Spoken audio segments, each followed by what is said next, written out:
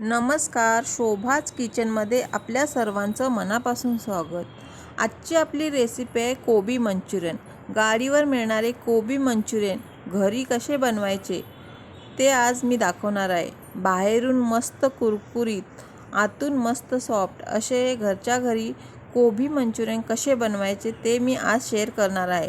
चला तर मग वेळ न घालवता रेसिपीला सुरू करूया. इथे मी कोबी घेतलेला आहे. सगळ्यात पहिल्यांदा कोबी आपल्याला स्वच्छ असा धुवून घ्यायचा आहे. कोबी किसण्यासाठी इथे मी किसणी घेतलेली आहे. आपल्याला कोबी बारीक किसायचा नाही, आपल्याला जाडसर असा कोबी किसून घ्यायचा आहे. कोबी हा असा जाडसर असा किसून घ्यायचा आहे.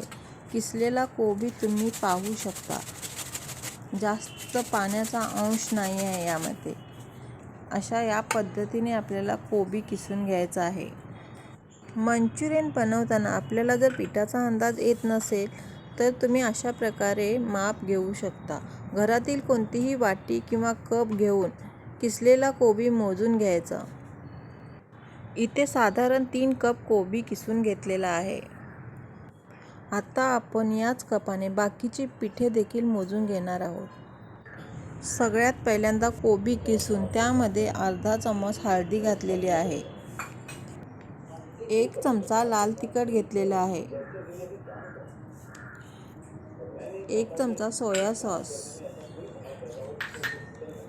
1 चमचा आलं लसूण पेस्ट घ्या. आता आपल्याला यामध्ये चवीनुसार मीठ घालायचं आहे. आता आपल्याला हे सगळे मसाले कोबीमध्ये चोळून एकजीव करून घ्यायचे आहेत. कोबीला स्वतःचं असं पाणी असतं. चोळून घेतल्यामुळे ते पाणी रिलीज होतं. आपल्याला त्यामध्ये पीठ घालायचं आहे. आता आपण पाण्याचा वापर बिलकुल देखील करणार नाही आहे. इथे मी रेड कलर घेतलेला आहे, तो आपल्याला घालायचा आहे. ज्या कपाने आपण कोबी मोजून घेतला होता त्याच कपाने अर्धा कप कॉर्नफ्लॉवर घेतलेला आहे आणि अर्धा कप मैदा. आता आपल्याला हे छान असं मिक्स करून घ्यायचं आहे.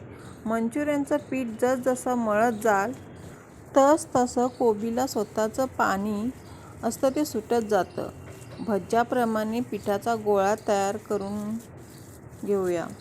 तुम्ही इथे बघू शकता, अशा प्रकारे आपलं पीठ तयार झालेलं आहे. मंचुरियन तळण्यासाठी मस्त कडकडीत तेल गरम करून घेऊया. आपलं तेल गरम झालेलं आहे. हातावरती मी पिठाचा मोठा गोळा घेतलेला आहे आणि छोटे छोटे भज्जे आपल्याला तेलामध्ये सोडायचे आहेत. अशा प्रकारे मी तेलामध्ये सोडत आहे. तुम्हाला जमत नसेल तर तुम्ही एक देखील सोडू शकता. कोबी मंचुरियन हे आपल्याला मोठ्या आचेवर तळून घ्यायचं आहे. साधारण आपल्याला 5 ते 6 मिनिटं तळून घ्यायचं आहे. कोबी मंचुरियन आपल्याला आतमधून पण कच्चं ठेवायचं नाही. तुम्ही इथे पाहू शकता, छान असं आपल्याला तळून घ्यायचं आहे. आता आपले हे कोबी मंचुरियन तळून झालेले आहेत.